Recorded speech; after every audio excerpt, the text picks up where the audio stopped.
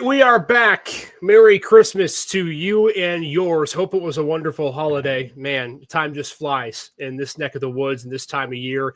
So much greatness going on. And whether you're at home, whether you're away, whether you're watching us from a different location, we just hope all of you had a wonderful Christmas and a happy start to the New Year week, getting ready for 2025. Welcome in everyone to the Gem City Sports Podcast, brought to you by Rebich Investments. They keep financial guidance simple. More information, you can go to the website, www.rebichinvestments.com, or you can simply call their number at 814-734-3433. Again, 814-734-3433 to learn more. Wanted to give you an episode live tonight. We weren't planning on doing any episodes this week, but we're like, you know what? Why not? We love you guys. We hope you're enjoying our content too, and so we wanted to give you something at least for the holiday season here, a couple of days before the new year begins. And so a busy show tonight. So joining me for it, none other than our man Jonathan Williams, who is in Erie for this holiday season, but no snow. That's a good thing, man. No snow for Christmas. You didn't have to shovel your driveway off. Yeah, man, it was a nice, chill, relaxed Christmas. You know, I didn't have to worry about clearing snow off of anything or scraping ice off my windshield, so I'm perfectly fine. Jonathan joining us tonight. Also joining us, the illustrious coach Wayne Bradford, who's got a Seahawks gear on tonight. He goes from Christmas sweater to Seahawks football. He's getting ready for a big game coming up. And Coach, Merry Christmas to you and yours. Family in town, everything all right on your end? Yeah, had a great Christmas. Everyone's here. In fact, the kids are here. As I was speaking with you earlier, playing some internet trivia games. So enjoying each other. The youngest got his wisdom teeth pulled this morning, so we've been nursing him back to health.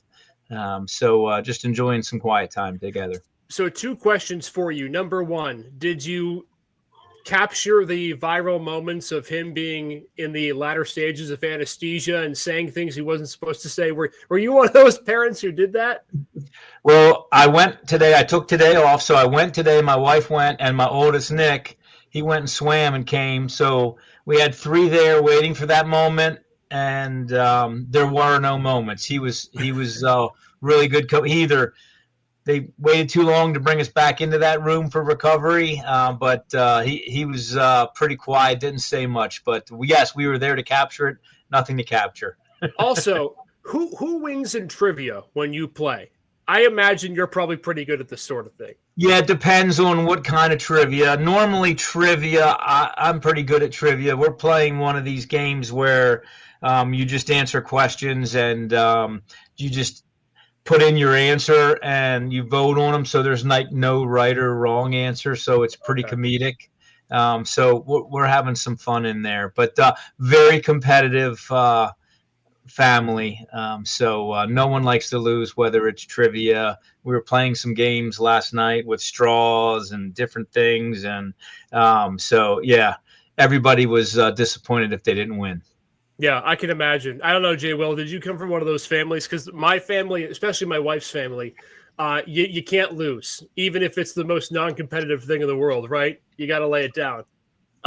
So it's different between my two different families. My mom's side of the family is just a lot more subdued. It's more Uno and you know, just let's play and have fun. And you know, if we win, great. If we don't win, great. Hey, Uno can get intense. I don't know. Listen, amongst my cousins and everything, we get a little bit rowdy. But my dad's side of the family. Yeah, once those cards come out and they get to playing spades, it's all holds are off. Everything is off the table, and you might want to stand a nice 10 feet away from the table that the game is going on at. Hey, a lot of yelling and a lot of noise. We got this game last year. It was called Throw Burrito, and they had these little foam burrito things that you throw at people. And the objective of the game is to try to essentially play like, you know, duck, duck, goose, but running away, where you try to hit someone with a burrito.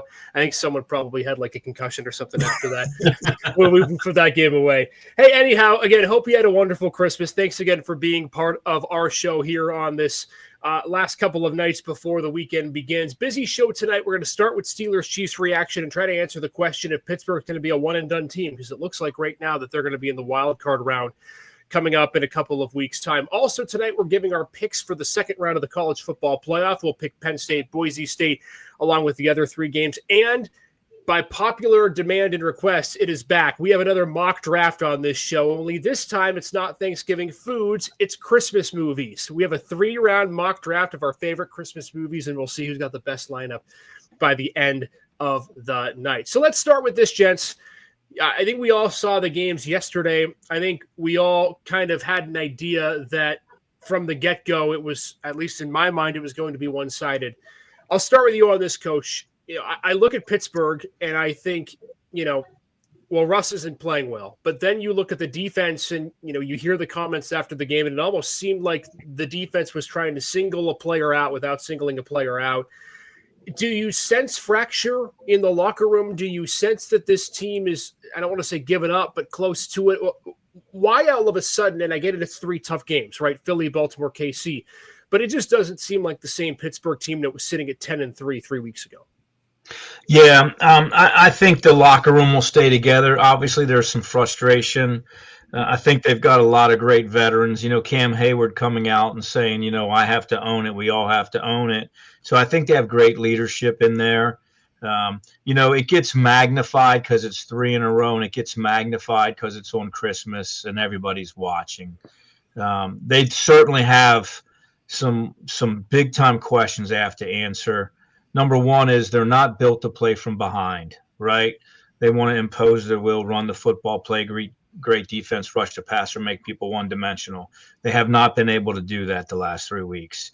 And they've been exposed in the fact that teams are spreading them out now and running the ball at a spread, 10 personnel, getting those guys out of the box, not playing bully football. Thoroughly surprised and excited about the way that Baltimore attacked them with the zone read, isolating that, even though Lamar didn't keep it against them, just the threat of him keeping it and running Derek on the inside zone versus eye power. So the last 3 weeks, you've seen teams really expose them in the run game by spreading them out. Yeah, you talked about how they were kind of leaning towards singling a guy out without trying to really explicitly do it. And I've looked into it a little bit and kind of started seeing some things about what some other people thought it could potentially be. And a lot of people are, like, I'm going to say it, a lot of people are looking at Minkah Fitzpatrick and wondering, is it him?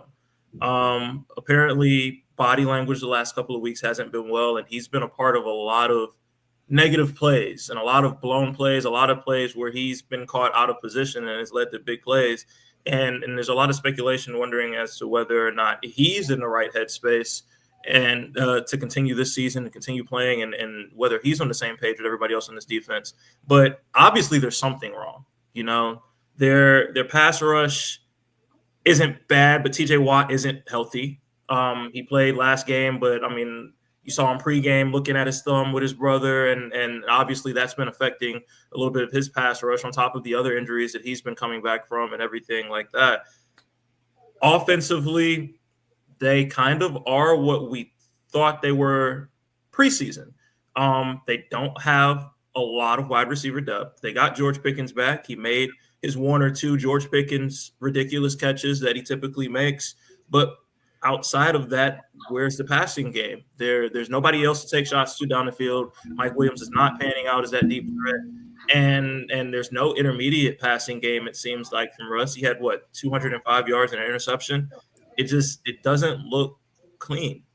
Nothing offensively for them looks clean, and it's kind of the offense that we thought we were going to get out of them before the season started, and they exceeded expectations, and they were able to hold it together for a really long time. And they did better than a lot of people gave them credit for or expected them to do to this point in the season. But now it's kind of like you wonder if the wheels have fallen off. Here's my problem.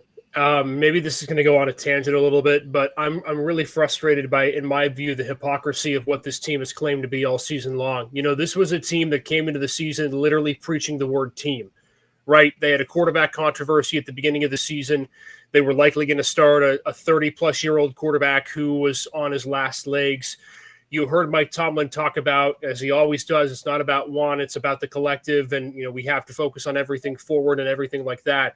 But yet you now look at the last 3 games compared to the first 13 games of the season, and what I've seen from Pittsburgh is a team that for the first half of the year relied on singular players.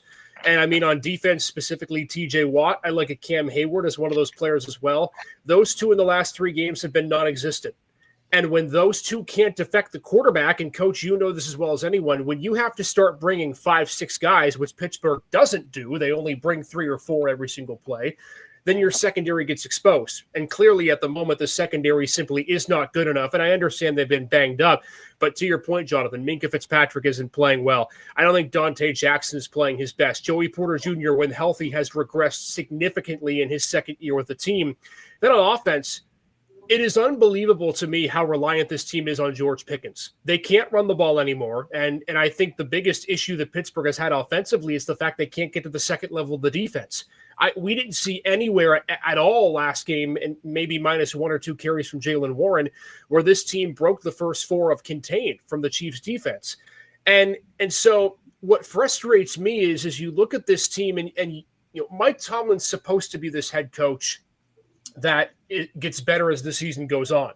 But yet I saw a stat that was posted, I believe, by NFL Stats and Info on Wednesday that said that for the 5th time in the last 7 years, Pittsburgh has lost at least 3 of their last, I believe, 5 or 6 games. And you wonder to yourself, like, what has to change? What has to be different? Because now you look and you think, well, they're going to make the playoffs, but they've just played arguably the 3 best teams in football and gotten blown out. Where do you go from here? Because I just don't think there's a team collective to this squad right now. I mean, am I wrong in thinking that? You know, winning makes everything great. And you can have some locker room issues when you win. And when you don't win, it gets magnified. You know, they're a good football team. You know, they can win games in December and January. You don't know what the plan is, right? They're really, really nicked up. You know, Ogunjobi, you know, Porter's out. Watt's not healthy.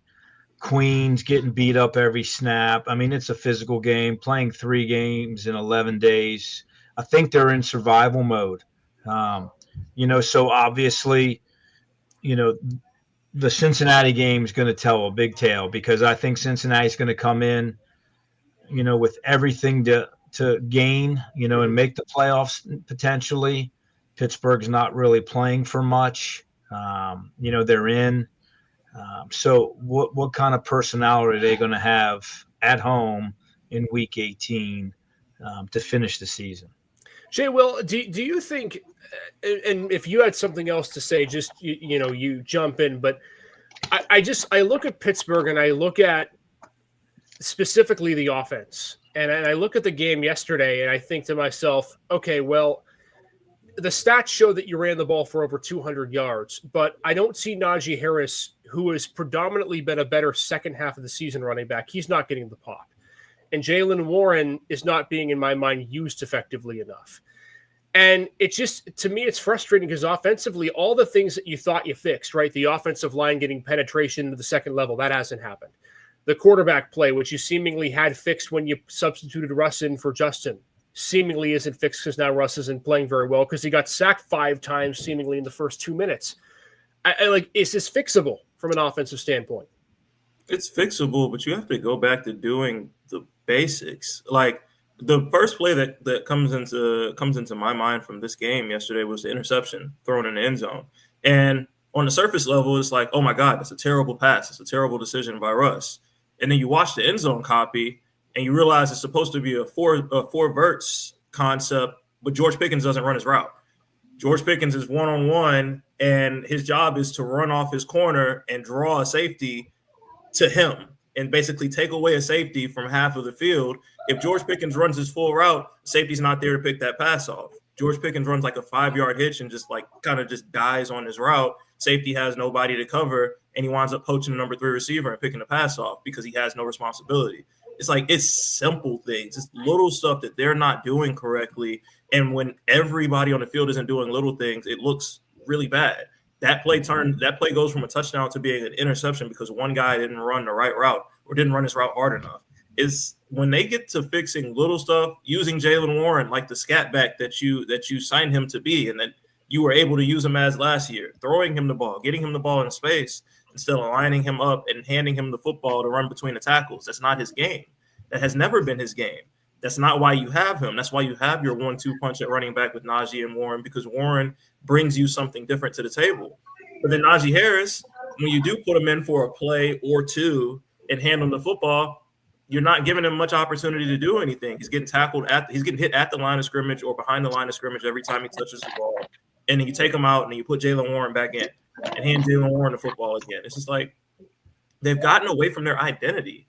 They've gotten away from the things that they do well. They've gotten away from the things that their individual players do well. And then you're seeing guys kind of get frustrated, namely George Pickens, who's always very animated and demonstrative on the field. You're seeing guys get frustrated over and over again throughout the game because they're going away from what works.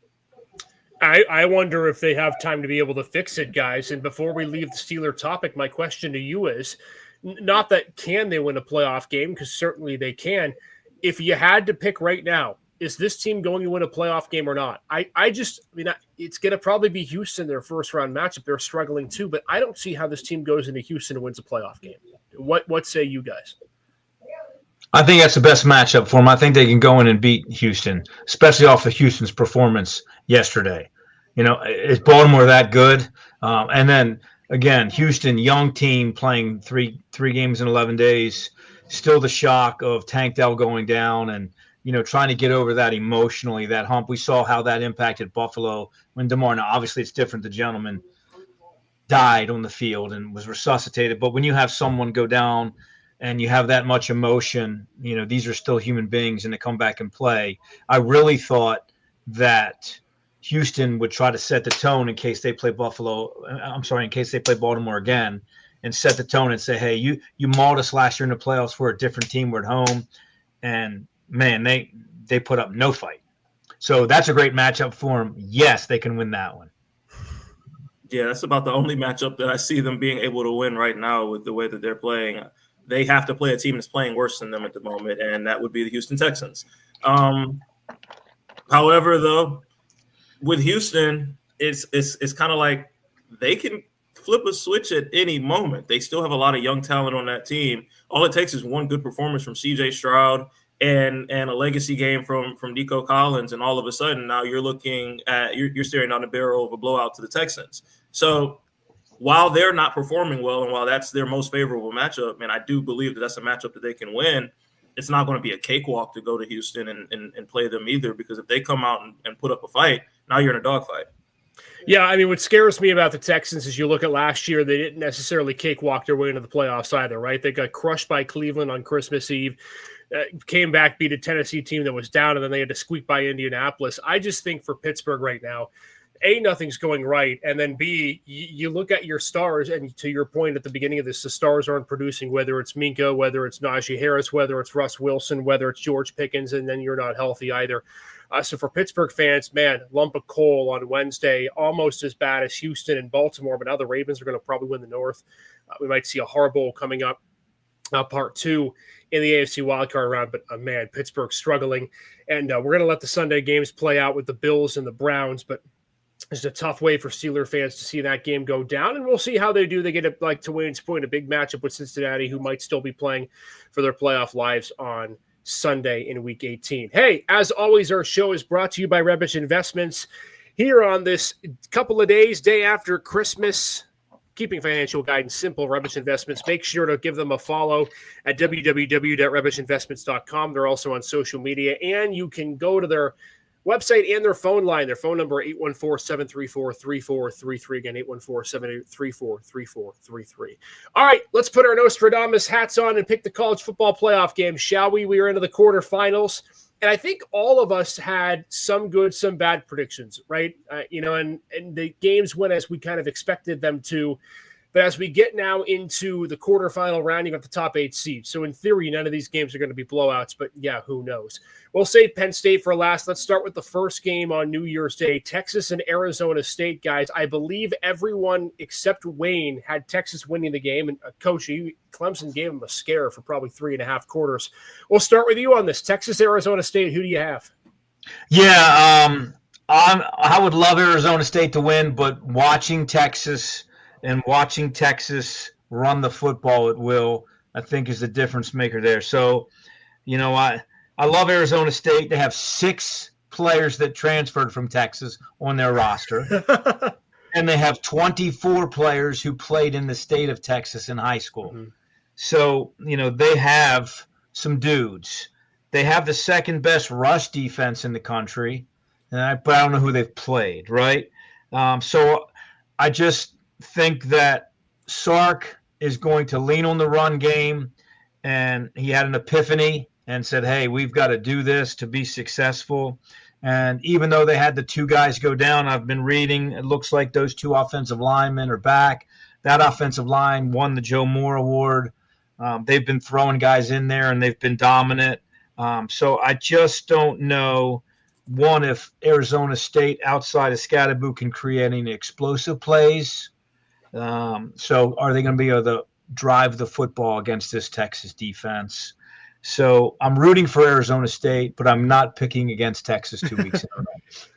Man, I was going to say, I'm telling you what, though, the whole time I watched that game in the first 3 quarters, first I thought of Jonathan and that his heart must be racing. And then I thought of Wayne and I thought, man, he'd love to have this pick go in his favor. Jonathan? I don't like the 4th down play they called on the goal line. I don't know what they were doing there. Let the quarterback run with his legs, do something, give him a run pass option, et cetera, and you get it to 1 score. But hats off to Texas for a big win. All right, Jonathan, floor is yours. Texas, Arizona State, who wins? I got Texas as well. I like Arizona State. I love Cam Scatterboo. He's a great running back. But to Coach Wayne's point, he's kind of their only home run threat. He's their only big play threat on their entire team. I just think Texas is a way more balanced football team, way more talented at other positions. Now, it's going to be interesting to see how Arizona State comes out in this game because, to your point, they have a lot of guys that transferred from Texas. They have a lot of guys that felt slighted by Texas on their way out. I think there was one guy that came out and said that they told him at UT that he would never play for them and that if he wanted to come back, he might as well just be a student. So, you're going to have your guys that are going to come out with a chip on their shoulder, and that might light a fire under Arizona State for a quarter or 2. But eventually the talent is going to start to show, and the talent gap is going to start to show.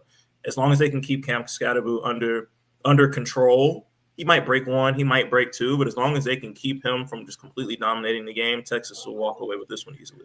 By the way, Jonathan, I flinched for a second when you said UT because every time I hear that, I think the University of Toledo. I know we're not the gold standard when it comes to that acronym, but hey, shout out Rockets, by the way. I don't want to hear anything. I don't want to hear anything about the University of Toledo right now because I watched that entire football game. Yes, sir. I have some thoughts, but we're going to double overtime. 6. Now, hang on a second. What are your thoughts? I want to hear your thoughts, sir. Besides the fact that he was down at the 1 yard line and didn't score. No, and definitely scored. And the defensive holding was predicated first by an offensive hold by the right tackle on the play that preceded it. But I want to hear your argument first. That's a solid point. My thoughts are that Pitt had that game won about 7 different times and found a way to lose it every time. Credit to Toledo because Toledo made plays that they needed to make to win the game. But I just think there were so many things that Pitt did. You're up 10 with 8 minutes left. And you're on your 3rd or 4th string quarterback that has 80 rushing yards. Why are you passing the football? Yeah. Throw a pick 6. Now you're up 3. Next drive, you have to punt away. You wind up giving up a field goal to tie the game. You get the ball back with under 2 minutes left, and you have one of the best kickers in all of college football who's good from 60+. You get all the way to the 50-yard line, and you don't give him a chance to win the game. Go to overtime. Okay, you trade scores in overtime. Then you give up. You hold Toledo to a field goal, and you get the ball back. And you get all the way to the goal line, and you get cute, and you call a direct snap to your tight end instead of your running back that has 170 yards or your quarterback that has 85 yards on the ground. You call a direct snap to your tight end from 3 yards out. You get stopped at the half-yard line. You know what you decide to do then? Direct snap to your tight end to pass from the half-yard line on 3rd and goal with the game on the line. I have never seen anything like it. That is absolute terrible play calling. That's the Pat Narduzzi legacy in a nutshell. Yep. That's every week. They've lost 6 in a row. Why? And you've lost 6 in a row. Why get cute on the half-yard line? Then the worst thing about it is, okay, you have your tight end throw an incomplete pass where he misses the flat guy who's 2 yards in front of him, wide open. Okay, cool. Then you kick the field goal for the tie to go into the next overtime from the half-yard line instead of betting on your guys to go win the game right there from the half-yard line on 4th and goal. Pitt had this game won so many different times, and they didn't want to win that football game. I'm convinced they did everything to lose it. All I know is 2 things. Number one, Pat Narduzzi, I'm sure that your words would come true now if you played Penn State in a playoff game, you'd win by 2 touchdowns. I know for sure from that performance today, that'd be a guarantee. Number 2, I'm just glad to have graduated from the university whose head coach chose to stay on the field to shake the other coach's hand after the game. That's all I'll say. I won't go any further than that, but it was really nice to see. Go Rockets. Hey, by the way, that's what we miss about bowl games. Like, bowl games are actually really cool, and I think that that's really the story that we take out of this. There have been some really darn good bowl games this season, and I just hope we get to keep those, whether the playoff expands to 24 or however many teams. I hope we keep these bowl games. I know they're not cost intuitive. Was it 7 overtimes the other night with South Alabama? Yeah, I think it was 5. 5 or South Florida and right. San Jose State. Yeah, but that's just it. And these teams again. These aren't the teams that are expected to be in the playoff every year. It means a lot to them. I know for Jason Candle, it's only his 2nd bowl win ever as a Toledo head coach, and so for so many of these teams who are in it, it's great to get to see and great to get to see the great matchups in a pretty good crowd there in Detroit. All right, I'm also picking Texas. That's my long form answer of saying I'm going to take the Longhorns too. I do think Sam Leavitt could have a pretty good game. His stats actually are comparable to Quinn Ewers, who I think had a much better game last week than he has had the last few weeks as a Texas quarterback.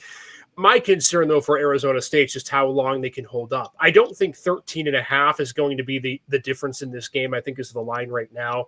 I think it's more closer to 7 to 10. I think Arizona State could backdoor cover, but I agree with you guys. I think Texas is too much, and they played their best game of the season last week, and I think they'll do somewhat similar again this week. All right, let's go to the nightcap in a huge game at the bottom of the bracket. Georgia without Carson Beck for the rest of the season. They get Notre Dame. I'll start with you on this, Jonathan. This, to me, could be the closest game of the entire week, save for the one we're going to talk about next. Who wins? I'm rocking with Georgia. I know quarterback is a huge question mark right now. You got Gunnar Stockton starting at quarterback. Everybody's kind of wondering, what can Gunnar Stockton do, and is Georgia the same team without Carson Beck at quarterback? But when you look at how this Georgia team has played all year, Carson Beck hasn't played particularly great all season. He hasn't been like head and shoulders one of the top quarterbacks in college football, and they've still managed to win games.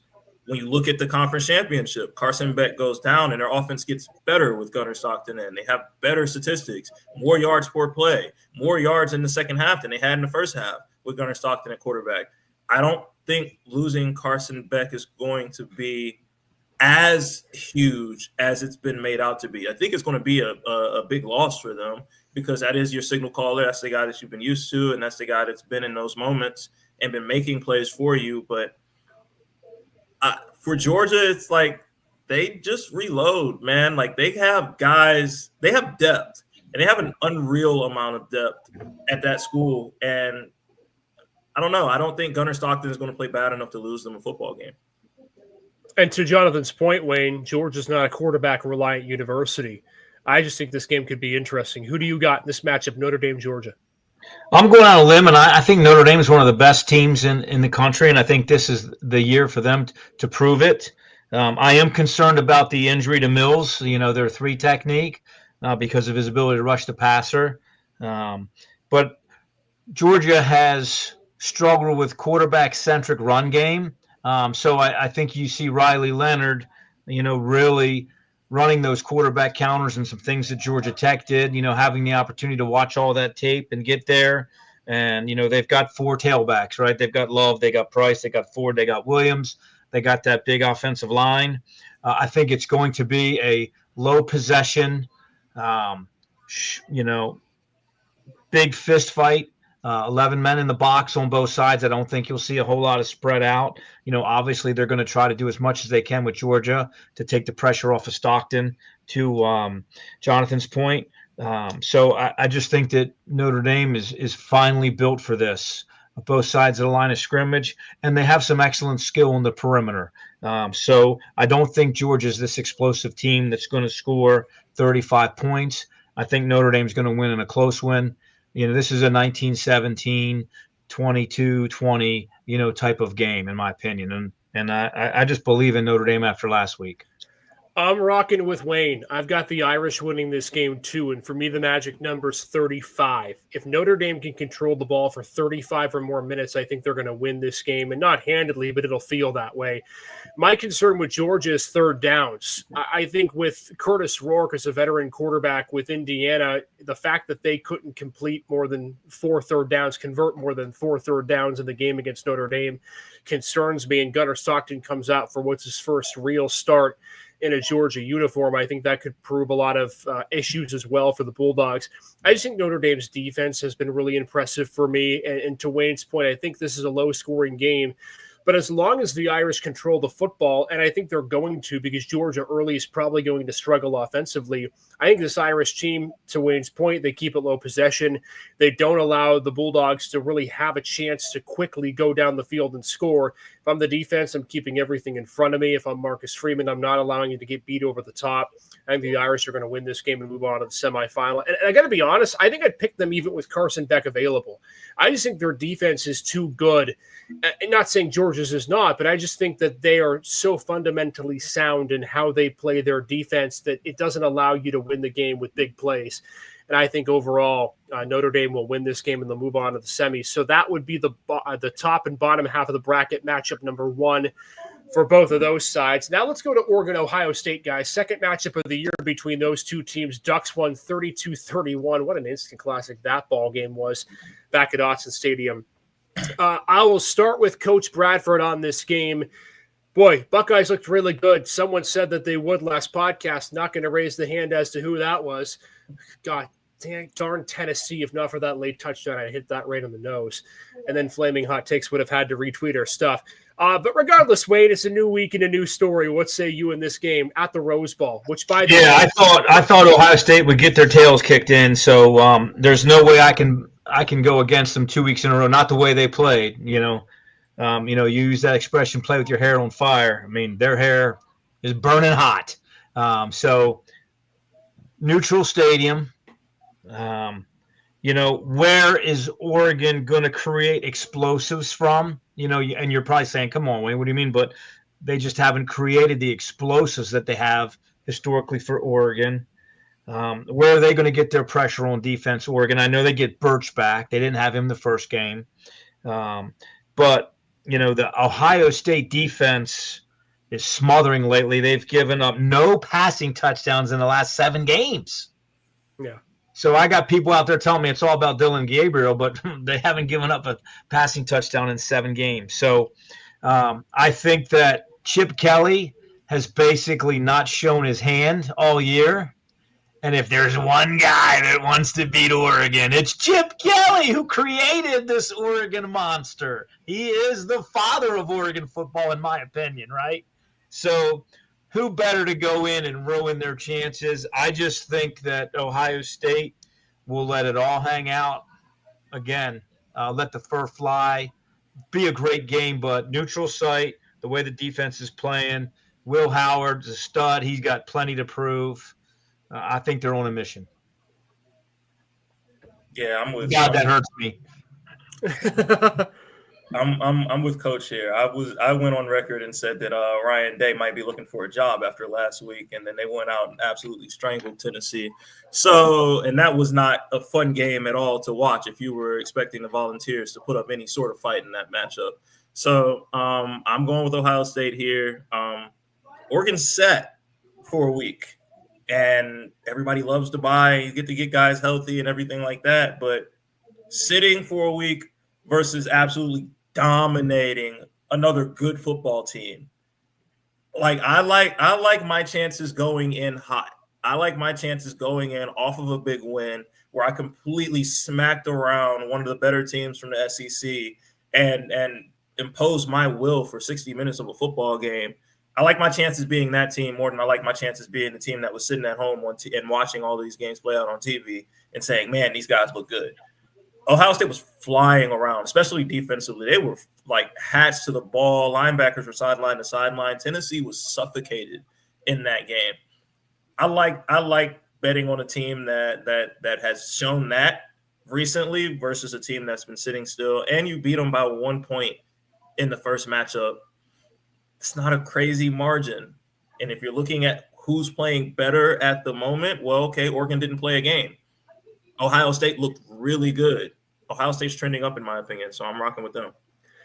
Man, this is such a hard game to pick. First and foremost, if we're talking about lines, I think the over-under is 55.5. I would smash the over. Oh my gosh. I think this game could be 52-51. Glorious weather in Pasadena. I think the last time, I'm sure this wasn't the last college football playoff game at the Rose Bowl, but the last one I remember, the Oklahoma-Georgia game, that was something in the likes of 45-42 with Baker Mayfield and company that just went down to the wire. You guys make a lot of great points, and I think the one thing that I saw early in the Ohio State game was what I attributed what I thought would be a dominant win for them to in our last episode, is that Ryan Day learns from mistakes. And I think Ohio State realized pretty quickly in that Michigan tape that trying to run the football and play power offense isn't going to get you anywhere when you have the talent on the outside that you do. So I think the Buckeyes keep the same game plan. The only thing for me that is the difference in this game, I think, as it was last game between these two teams, Dylan Gabriel reminds me a lot of a Michael Penix. He's really accurate with the football, and the timing on his throws is so good. I think Will Howard sometimes gets a little, I don't want to say lucky, but he benefits from the receiving talent that he has. Made a couple of great spot throws last game, but I think Dylan Gabriel does it with so much consistency that I think it will be enough for the Ducks to outlast Ohio State with a last drive touchdown. I'm going to go Ducks in what might be an upset given the fact that Ohio State's playing so well. Would it shock me if the Buckeyes win? No. I just think at some point in the game, Will Howard is going to make a mistake, whether it be late, whether it be in the red zone, whether it be a pick six of some kind, that may not show on the scoreboard at the end of the game, but will show in the difference. And I think Oregon's going to win this game very close. I think it's going to be a 1 or 2 point game again, but I'll go Ducks just to be different. And I think it could be a heck of a classic in Pasadena in a game that I'd pay probably $500 to get tickets for, because I want to get to the Rose Bowl so bad. Man, that arena is so intense from what you see on TV. All right, Penn State, Boise State, gents. Big game, the only one on New Year's Eve. I hope, though, we don't have a situation like last year where Ryan Barker's missing a 56-yard field goal as it hits midnight like Ohio State did last year. But Jay Will, we'll start with you here. Penn State, again, a double-digit favorite against a group of 5 opponent, this time in Boise State. Ashton Jeanty, the Heisman runner-up, coming in to face the Nittany Lions. Who wins? I don't have to take extremely long on this one. Penn State, for sure. Talent everywhere across the board. Ashton Jeanty is going to come in with his hair on fire because he feels like he sort of won the Heisman. Wonderful, great for him. He's probably going to end up with another 30 or 40 carries and 120 yards, and he'll probably score a touchdown or two. But Penn State's defense is head and shoulders better than anything he's faced this year, including Oregon. And honestly, Boise State hasn't shown that they have very much else outside of him. When you're handing a guy the ball 30 to 40 times a game, you don't really have much of a chance to showcase anything to your offense outside of him. So I feel like Penn State's going to make anybody but Jeanty beat you. They're going to put 9 guys in the box until you prove to them that you can throw the ball and you can test them on the outside. And I don't think Boise State has the athletes to do that. So I'm going Penn State. Wade, over to you. You get to make the call here. Penn State, Boise State. Yeah, I'm going to say a name. Let me know if you know who this is. Dirk Cutter. Dirk Cutter is Boise State's offense coordinator. He's been a head coach. He's been an offense coordinator in the NFL. It's his last football game. He's retiring afterwards. Look him up. He's been very successful. Everywhere. Okay? Dirk Cutter knows they're going to have 10 in the box, right? He's going to have a very creative game plan. Madsen's one of the most efficient quarterbacks in the country, right? So he hasn't had to do a whole lot. But his touchdown to interception percentage, obviously his throws are more short, intermediate. But Boise State loves 2 tight ends, 22 personnel, 13 personnel, motions, and so forth. It's going to be a very few possession game. I'm going with Boise State. The last time Boise State played in this type of game, all I remember was Statue of Liberty and an engagement reception all in the same frame, right? They're wearing the same uniform combo. And they're wearing the same uniforms, right? So there's something magical about the Broncos in big games. and I just don't think that Penn State did much on offense last week. Obviously, they didn't have to, but even early on, I thought Aller just didn't look very good. He was discombobulated, missed some throws, didn't know when to run out of the pocket. Obviously, he got in the groove a little bit more.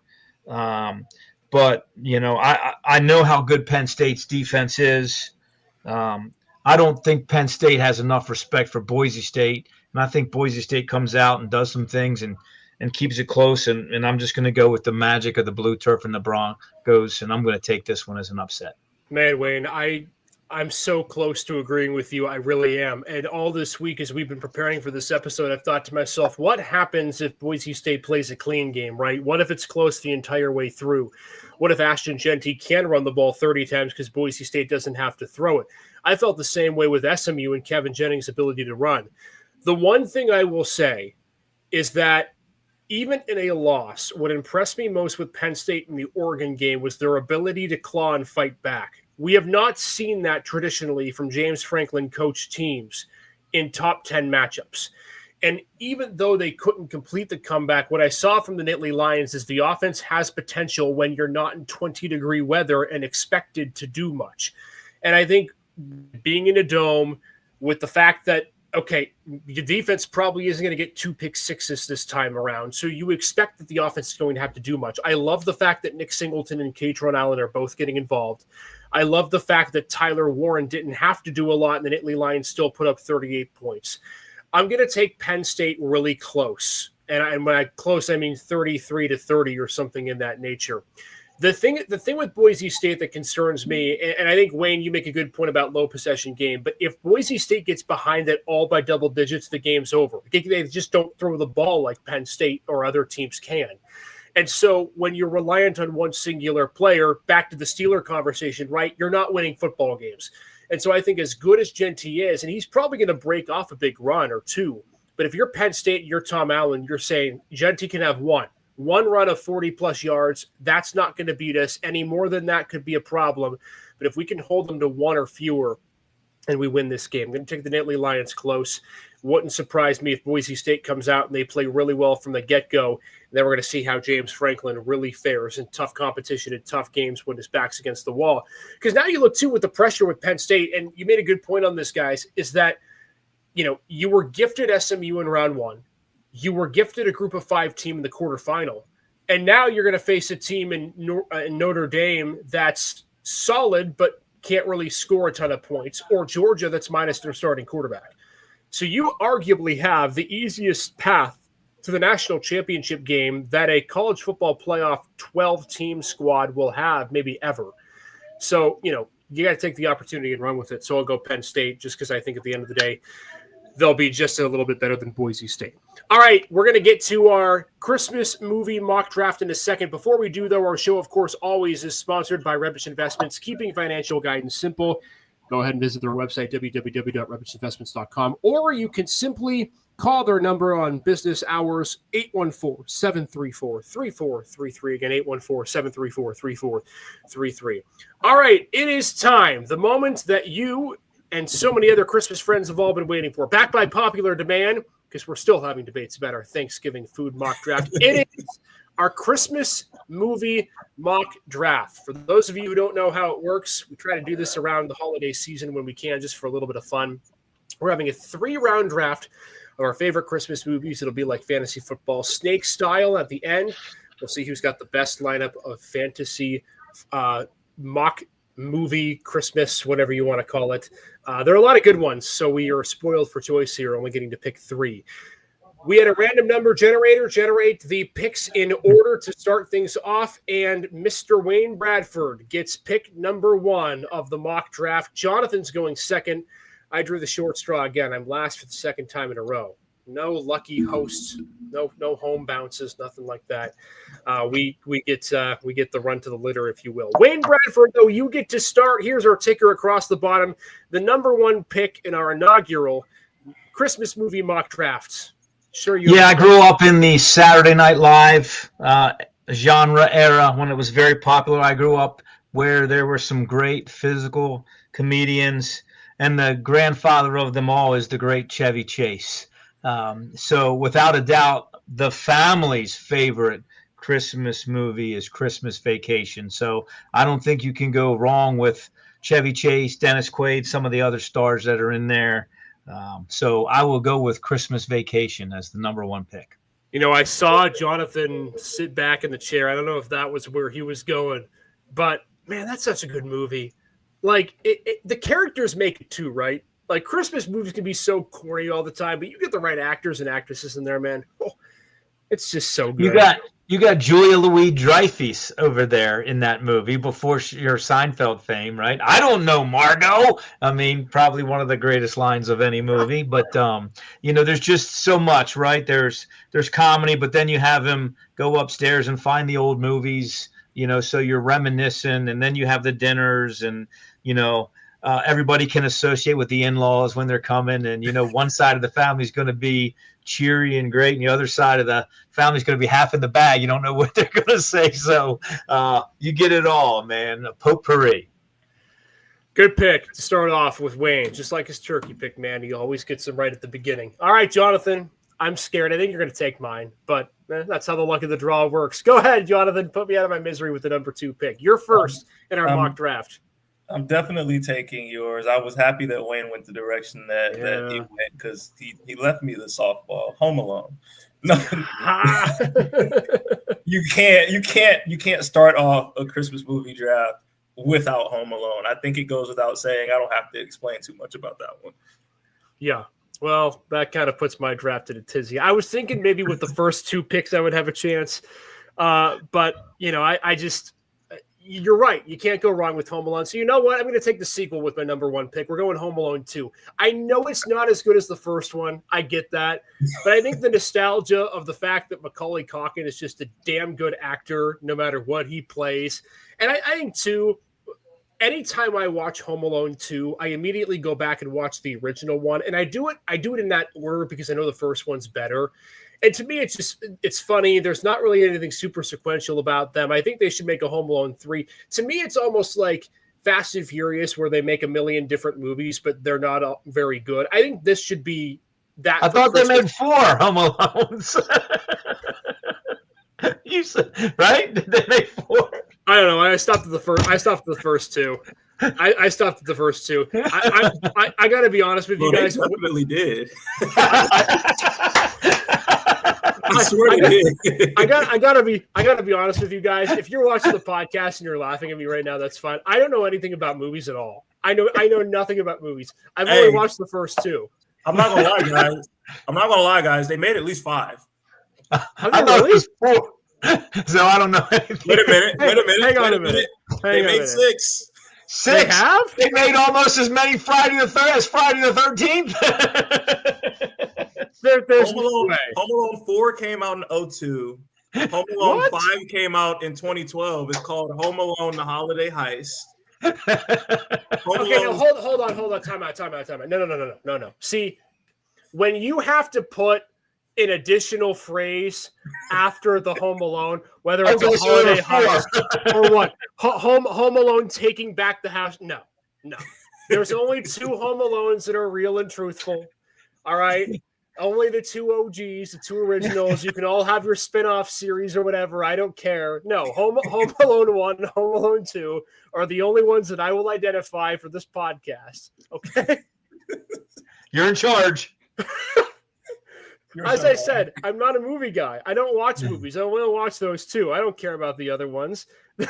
So all right, leave me alone, okay? I only know what I know. I'm a sports guy. I'm not a movie guy. Oh, darn, I got to pick again for the second round. Mm-hmm. Maybe I should take Home Alone 3. No, I'm not going to do that. You know what? I'm going to go with another controversial pick because you either love this movie or you hate it. And I think, this movie I grew up on because funny story, I played this character in Broadway Dinner my sophomore year. It was my first ever role that I got in Broadway Dinner at General McLean in my sophomore year. I was sitting in the back of the room, and my teacher at the time, Mr. Yates, came up to me and he said, "Isaac, would you like to play this character? And would you like to sing this Christmas song that everyone's going to get a good laugh and good kick out of. I was a little pudgy, so that kind of helped me as well. I don't look anything like Will Ferrell, but gosh darn it, do I love Elf. I'm a sucker for that movie. It's one of my favorites. There are so many great lines that you could take from the movie. It's one of the only movies that I actually remember a few lines from and will watch from time to time. People may not like it because they think it's quirky and they think it's dumb, but I'm a big fan of Elf. I'm a sucker for it. And I'll take that as my second pick, my first pick of the second round. So there you go. We're off the Home Alone train and we're on to Elf. And they only made one Elf, right? Yeah, they got some spin-off cartoons and some other things, musicals, but I think they only made one. But we just watched it prior to the podcast. So did you? Okay. I'm with you. Well, good. All right. Well, then I took Wayne's pick off the board. All right. So through a round and a half, Wayne's got Christmas Vacation on his board. Jonathan went with Home Alone 1. I went with Home Alone 2 and Elf to start the second round. And it's back to Jonathan for the second pick of the second round. Jonathan, what are you coupling with Home Alone? You guys are making this so easy. The Polar Express. That was going to be my next one. Polar Express. Good call. You couldn't grow up going to public elementary school around Christmas time without getting called into the gym, your entire class, and getting your little cup of hot cocoa and sitting on the gym floor and watching the Polar Express every year after year on some old projector. And you loved it every time it happened. So yeah, it's a staple in my childhood for sure. Yeah, it's a good pick, Jonathan, because my family would do that every single year, and my mom had us watch it either on Christmas Eve or the night before Christmas. And yeah, you're right. It's something that stood the test of time too. Mm-hmm. And I know that they had talked about potentially making like a second Polar Express or whatever, but man, that original one's really darn good. Good pick. You've got a couple of I have the Polar Express train set around my Christmas tree. Oh, do you? Oh, wow. Yeah. It's got they made a lot of spin-offs. Yeah, they made a lot of spin-offs on that one too. Yes. I wouldn't know though. I don't pay attention. All right. All right, Wayne, you've got two picks. You've got Christmas Vacation, and now you get to end the second and start the final round. Yeah, so obviously, you've taken some of mine as well, right? Some of the standards. So I'm going to go off the board. I'm going to go back to the 80s with the hottest superstar of that era, the great Bruce Willis in Die Hard. So you can say it is or it isn't a Christmas movie. We have that conversation all the time. But you cannot go through the Christmas season without watching Die Hard on TNT, TBS, or one of those multiple times.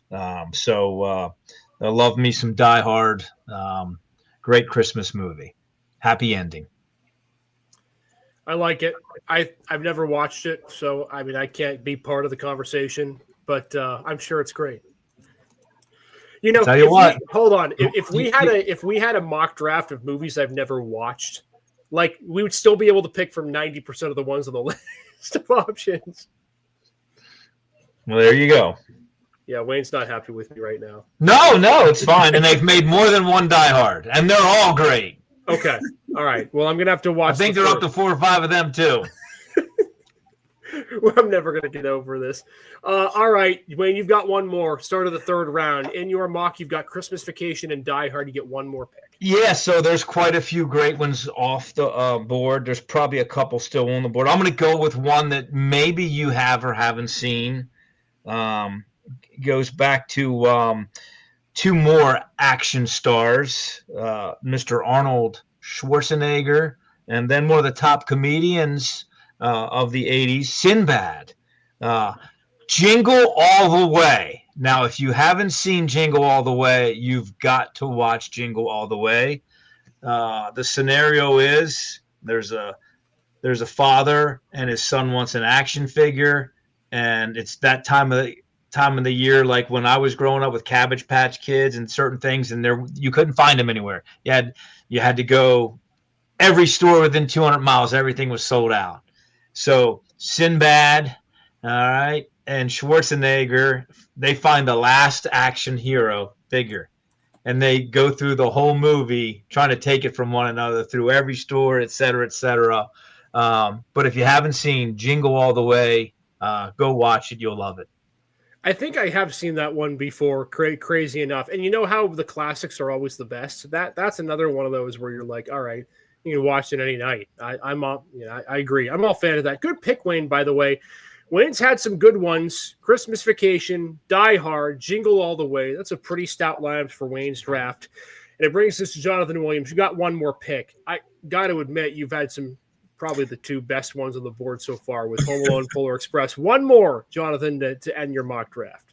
This one, I would say this one is kind of niche, except that it's not, only because everyone knows the famous cover of the song that came from this movie. So I'm going Chris Brown's This Christmas.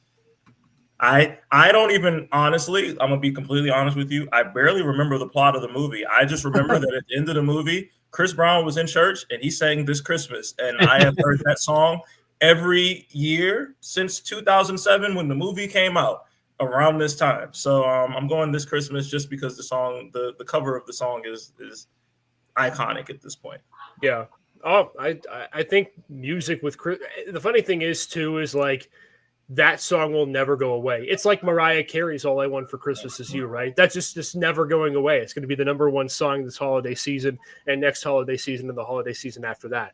So before I make my final pick, I want to caveat. It's not a Christmas movie, but it probably happens, at least some of it, during the Christmas season because of the truthfulness to it. I'd love to go Miracle here, but I know it's not allowed. So I'm going to keep it off the board with the non-official Christmas movie. I'll go off the board too. I thought about putting The Grinch here because it's just one of the ones that I think is a good one. But I'll go off the board because it was one of the first Christmas movies that I ever watched. And I thought it was funny because it was what I envisioned my lack of Christmas spirit being, with no lights and no care. And I want to be somewhere tropical. How about Christmas with the Cranks?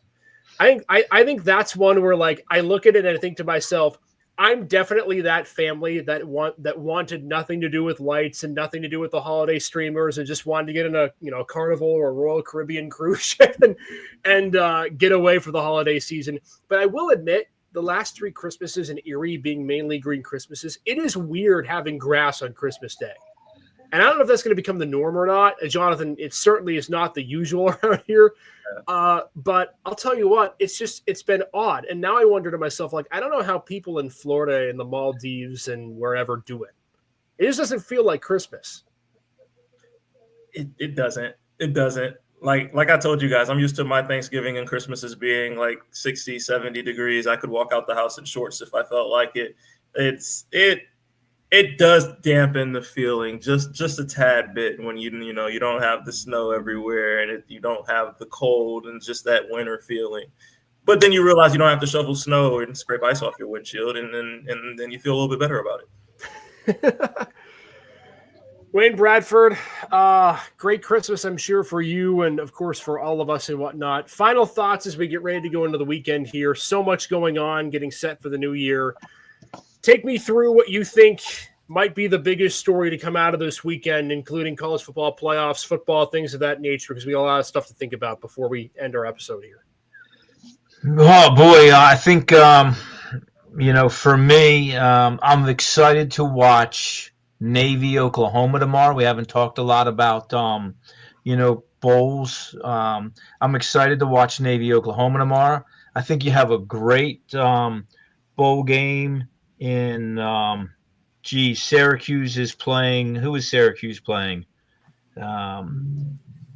Syracuse is really good. They have a 9-3 record. Are they playing Iowa? They're playing Washington State. Washington State. So Washington State with a really good record, losing their coach leaving at Washington State. I have a college teammate who's on the staff at Iowa State. They're playing Miami. So I think the big story this weekend is, the bowl games and some really good ones that are kind of underneath the radar, especially with the big games in the NFL really pretty much over this week. And then it'll be interesting to see how the NFC North plays out.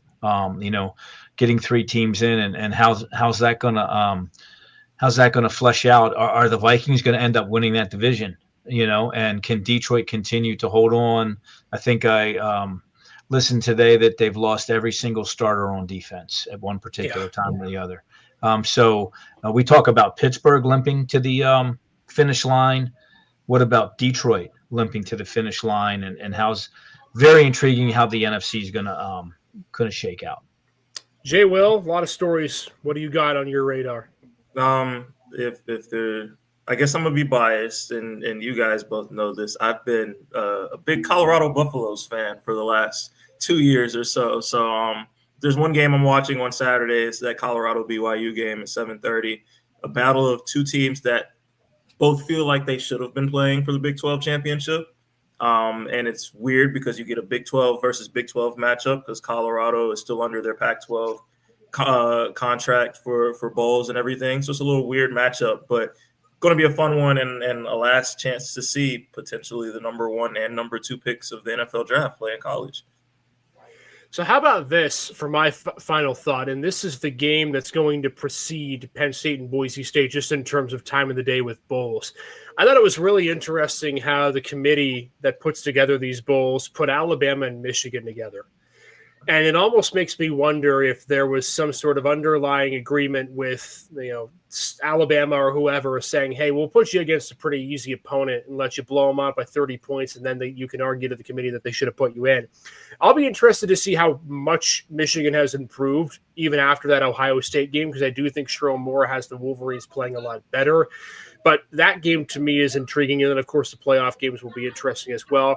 I do think the Bills need to be careful, by the way, back to the NFL this weekend. Not that I think they're going to lose to the Jets, but you factor in Josh Allen kind of hinting at the fact that we're really not going to give anything away offensively until we get to the playoffs, knowing that you're likely locked in the 2 seed. I think Buffalo just has to be careful after their tough game against New England not to get ahead of themselves and think playoffs.